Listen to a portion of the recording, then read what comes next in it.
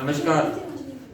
आज आपको ये बताने वाले हैं कि बीपीएससी का जो भी एग्जाम होने वाला है उस एग्जाम को आप 100 दिन में कैसे निकालें। इसको भी प्री देना है तो क्या 100 दिन में प्री निकाली जा सकती है, उसके लिए स्ट्रेटजी क्या हो, हम कौन सी स्ट्रेटजी को फॉलो करें, कितने लेक्चर में हम पढ़ाई करें, कितने घंटे आवर्स पढ़ाई करें और स्ट्रेटजी में हमें क्या क्या चेंज करना चाहिए, कौन से ऐसे इनिशिएटिव लें, सिलेबस को कैसे कवर करना है, ये सारी चीजें इसमें डिस्कस हम आज के सेशन में करने वाले हैं।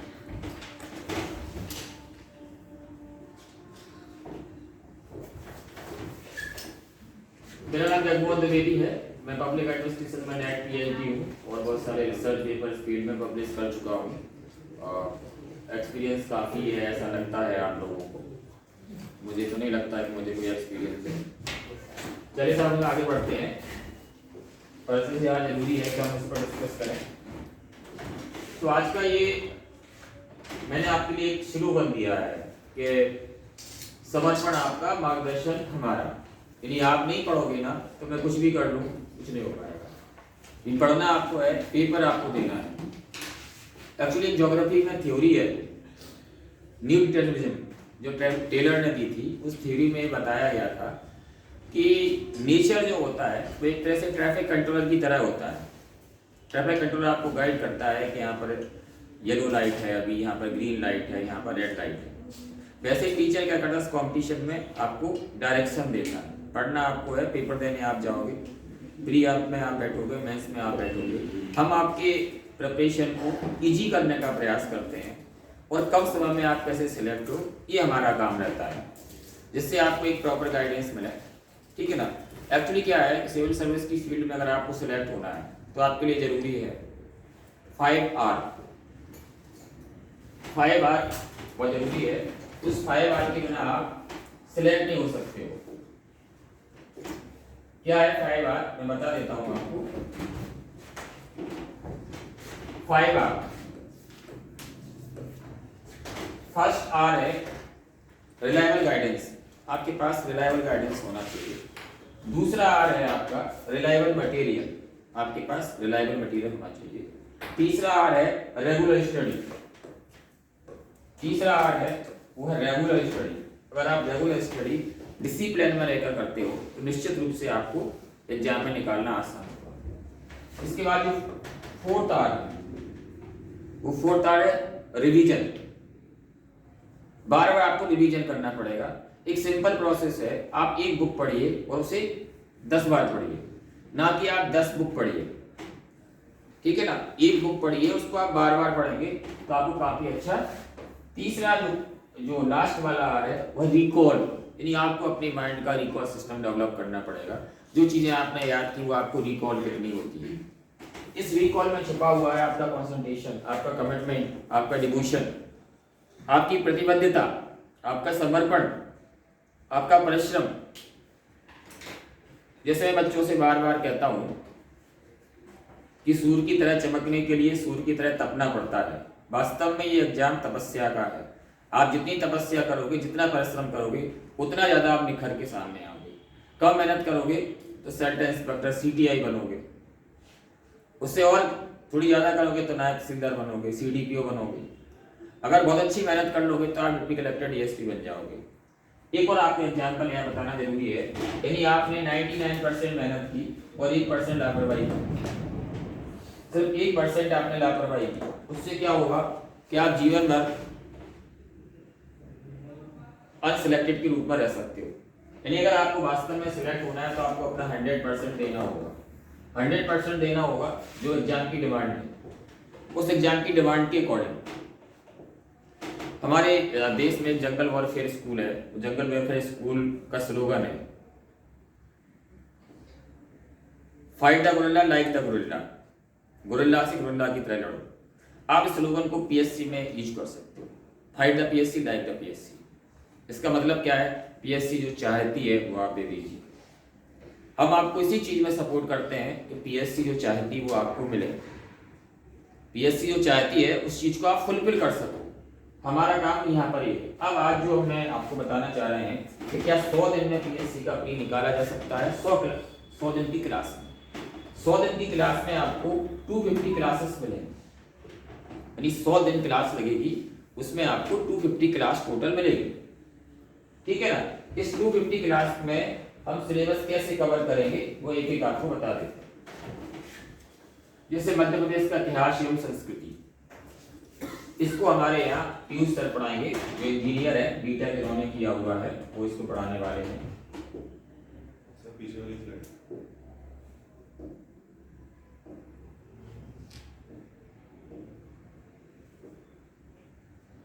काफी अनुभवी है, काफी उन्हें एक्सपीरियंस है इस फील्ड का। वो इसको मध्य प्रदेश का इतिहास और संस्कृति लगभग 20 से 25 क्लास में कंप्लीट करेंगे। 20 से 25 लेक्चर देंगे, उस 20 से 25 लेक्चर में कंप्लीट करेंगे। जब भी जो भी टॉपिक कंप्लीट होगा, उस टॉपिक के कंप्लीट होने के बाद उससे संबंधित एमसीक्यू है वो आपको करवाएंगे, जो पेपर में आते हैं, जैसे पेपर में आ सकते हैं या आते हैं, उनको फोकस करके आपको एक टेस्ट पेपर भी इसमें प्रोवाइड करवाए जाएंगे, जिससे आप उसको और अपना रिवीजन कर सको और अपना चेक कर सको कि आपका कहाँ पर वीक पॉइंट है। एक सिंपल कॉन्सेप्ट है सिविल सर्विस एग्जाम को निकालने का, प्रीलिम्स का, कि आप थ्योरी पढ़िए, थ्योरी पढ़ने के बाद ऑब्जेक्ट टाइप पढ़िए, ऑब्जेक्ट टाइप करने के बाद फिर थ्योरी पढ़िए। जहां पर आपका ऑब्जेक्ट टाइप गलत हो रहा है उस थ्योरी को पढ़ना है। एटलीस्ट स्टूडेंट करता क्या है, उसके पास ऑब्जेक्ट टाइप होते हैं, वो उन्हें रटना शुरू कर देता है। अब पेपर में घुमा के आ गया, सर हमारा क्वेश्चन तो फंसो ही नहीं, ठीक है ना, पर ये समस्या आती है। तो आप उन क्वेश्चन को रटना नहीं है, जहां पर आपका गलती हो रहा है उसकी तुरंत आपको थ्योरी देखनी है। कितना सिंपल एग्जाम है, इस एग्जाम में आपको 1/4 गलती करने का मौका है। मैं आपको उल्टी सलाह दे रहा हूँ, उल्टे तरीके से ले जा रहा हूँ। यानी 100 क्वेश्चन में से आपको 75 क्वेश्चन सॉल्व करने हैं, 25 क्वेश्चन गलती करने के बाद भी आप सिलेक्ट हो सकते हो। यानी आप 1/4 मिस्टेक करने के बाद भी आपका काम हो सकता है, ठीक है ना, नहीं आप सिलेक्ट हो सकते हो। 100 में से 25 गलतियां करने के बाद भी आप सिलेक्ट हो सकते हो, यानी आपके पास 1/4 गलती करने का अवसर है। मैं इसे आपको अवसर के रूप में दिखा रहा हूँ, बता रहा हूँ। इसके बावजूद भी आपकी समस्या रहती है, कहीं ना कहीं हमारे पढ़ाई में कुछ ना कुछ कमी रहती है, स्ट्रेटजी में कमी रहती है।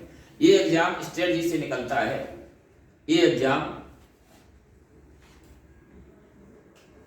आंख बंद करके मेहनत करने से नहीं निकलता। पहले निकल जाता होगा लोगों का, क्योंकि पहले एग्जाम का पैटर्न ऐसा होता था। एग्जाम बहुत टेक्निकल है, आपको उसको टेक्निकल माइंड का उपयोग करना होगा। बहुत सारे इंजीनियर परीक्षा देने लगे जैसे कि, तो उनके पास टेक्निकल माइंड है, उसका उपयोग करें।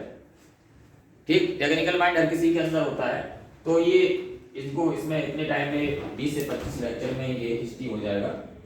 अगला जो है वह भारत का इतिहास, इसको मोहम्मद जुनैद सर पढ़ाएंगे।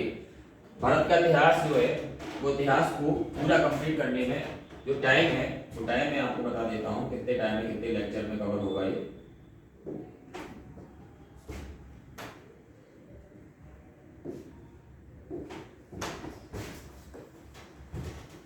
ये करीब 30 से 35 लेक्चर में इसको कंप्लीट करवाया जाएगा। कितने क्लासेस आपकी रहेंगी, कितने क्लासेस में इसको कंप्लीट करवाया जाएगा, ठीक है ना। सेम प्रोसेस रहेगा, आपको थ्योरी भी आपको कंप्लीट करवाई जाएगी, ऑब्जेक्ट टाइप भी आपको कंप्लीट करवाए जाएंगे, कैसे सवाल बनते हैं वैसे भी कंप्लीट किया करवाया जाएगा। उसके बाद नेक्स्ट एक यूनिट का मैं आपको बताता चलूंगा।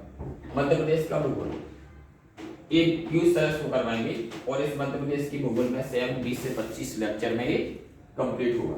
ये भी 20 से 25 लेक्चर में कंप्लीट होगा। उसके बाद भारत है विश्व का भूगोल, ये काफी बड़ा है, और इस बड़े को डिवाइड करके जिससे वर्ल्ड की ज्योग्राफी और इंडिया की ज्योग्राफी दोनों कवर हो, इसको कवर करने के लिए मैं खुद आपके सामने रहूंगा। और 30 से 35 लेक्चर में इसको पूरा कंप्लीट करने के लिए इसका प्लान, ठीक है ना, सेम प्रोसेस रहेगी। आपको इस डिजिटल बोर्ड के माध्यम से आपको सारी जो पिक्चर और एक विजुअलाइज तरीके से आपको इसको स्मार्ट क्लास आपको दी जाएगी, जिससे आपका ये जल्दी से जल्दी तैयार हो। नेक्स्ट वीडियो जो है वो सिलेबस भी आपका क्लियर होता जा रहा है। नेक्स्ट वीडियो है मध्य प्रदेश की संवैधानिक एवं आर्थिक व्यवस्था। मध्य प्रदेश की जो संवैधानिक एवं आर्थिक व्यवस्था है इसको हम कंप्लीट करेंगे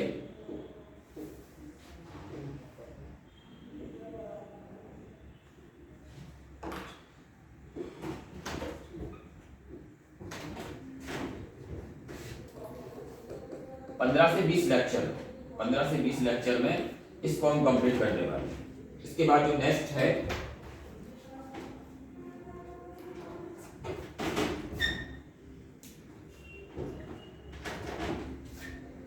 भारत का संविधान एवं भारत की अर्थव्यवस्था,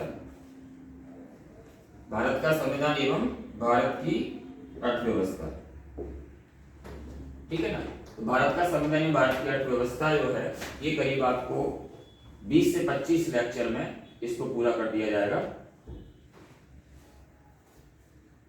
7वीं यूनिट है विज्ञान एवं पर्यावरण।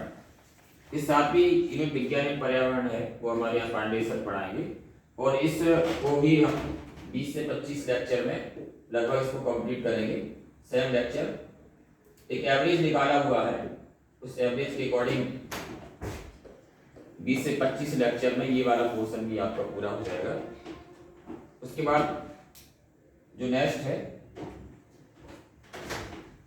नेशनल इंटरनेशनल जो इवेंट्स है, करंट अफेयर्स है, उस करंट अफेयर्स को इसके लिए भी 20 से 25 लेक्चर का प्लान किया हुआ है, ठीक है ना।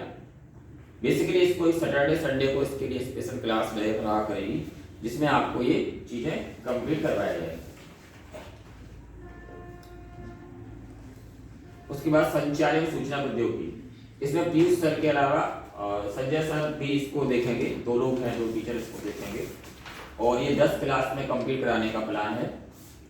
10th यूनिट जिसमें जो हमारे देश की कॉन्स्टिट्यूशनल ऑर्गेनाइजेशन और इंस्टीट्यूशन है, इसके अलावा जो स्टेटरी ऑर्गेनाइजेशन है, सांविधिक संस्थाएं हैं, वो है और ये 10 से 12 क्लास में इसको कंप्लीट करवाया जाएगा। इसके अलावा सीसेट की भी क्लास रहेगी, एप्टीट्यूड सीसेट की, तो ये संजय सर जो एमटेक है वो सीसेट को करवाएंगे। ये टाइम टू टाइम लगभग इसको आपको बता देते हैं इसको किस तरह से पढ़ाया जाएगा। तो जो लोग स्टेट फॉरेस्ट सर्विस की तैयारी कर रहे हैं उनके लिए कंपलसरी है और जो स्टेट फॉरेस्ट की तैयारी नहीं कर रहे हैं, पीएससी अकेला देंगे, उनके लिए 40% मार्क्स लाना जरूरी है। ये जो एप्टीट्यूड है टेस्ट है, इसमें मैथ आएगा, रीजनिंग आएगी, इसके अलावा जो एप्टीट्यूड टाइप के सवाल आएंगे, प्रॉब्लम सॉल्विंग वाले सवाल है, वो प्रॉब्लम सॉल्विंग वाले सवाल भी इसमें आएंगे। तो वो सारी चीजें इसमें रहेंगी। ये करीब हम 30 से 35 लेक्चर में इसको पूरा करेंगे। इसके बाद एक और हमने नया प्लान रखा हुआ है इसमें, बूस्टर डोज। बूस्टर डोज क्या है? आप लोगों ने एमपीपीएससी जिन्होंने सिलेबस देखा होगा, जिन्होंने उस पर थोड़ा सा गौर फरमाया होगा, उसमें एक चीज है, कुछ वैसे सवाल आते हैं जिनका सिलेबस से कोई लेना देना नहीं है। कई तरह के स्लोगन आ जाते हैं इसमें, कई नारे आ जाते हैं, कुछ डेट्स आ जाती हैं, एक तरह से जिसे हम मिसलेनियस कहते हैं, उसका हमने नाम रखा है बूस्टर डोज। तो बूस्टर डोज के नाम से एक आपके लिए 20 से 25 क्लास रहेंगी जो उन सारी चीजों को कवर करेंगे। जैसे सवाल आते हैं बच्चे जहां पर गलतियां करते हैं, बहुत सारे बच्चे जिनके सब्जेक्ट काफी अच्छे होते हैं इसके बावजूद भी वो सिलेक्शन से रुक जाते हैं। उसका कारण ये है कि कुछ ऐसे सवाल आते हैं जो सिलेबस से हटकर, उसके लिए अपने पास प्लान है, उसका मटेरियल भी है, उस चीज़ों को कैसे डिलीवर करना है, कैसे वो सवाल सही कर सकते हो, कौन से एरिया को कवर करेंगे जिससे वो सवाल सही हो, उसके लिए भी प्रॉपर प्लान रहेगी। साथ में आपके पास आपको 10 से 15 दिन आपके पास इसलिए भी रहेंगे कि आप उनका रिवीजन कर सको, हर चीज का रिवीजन कर सको। उससे लास्ट में 10 दिन आपको दिए जाएंगे जिससे आप अपना रिवीजन कर सको। कुल मिलाकर ये जो 100 दिन का कार्यक्रम है, ये पूरा कार्यक्रम आपका कंप्लीट हो जाएगा अप्रैल के फर्स्ट वीक तक। अप्रैल के फर्स्ट वीक तक ये कंप्लीट हो जाएगा विद रिवीजन। उसके बाद इसको कोई और प्रॉब्लम है, कोई डाउट क्लियर है, एक डाउट क्लियर सेशन भी रहेगा टाइम टू टाइम। उस डाउट क्लियर सेशन में भी आपके जो भी डाउट है वो डाउट होते क्लियर होते रहेंगे, ठीक है ना। इसके साथ ही स्ट्रेटजी के साथ आप तैयारी करिए तो निश्चित रूप से आपका सिलेक्शन होगा। पढ़िए, मेहनत करिए।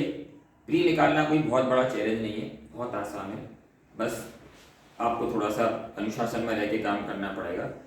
एक चीज हमेशा ध्यान रखना, जिस दिन जो पढ़ा दिया गया है उसको उसी दिन सेम डे उसको कंप्लीट करना है। अगर आपने उसको 7 पेज कंप्लीट नहीं किया तो आपका बर्डन इकट्ठा होता जाएगा और बाद में आपको वो एक चैलेंज बन जाएगा।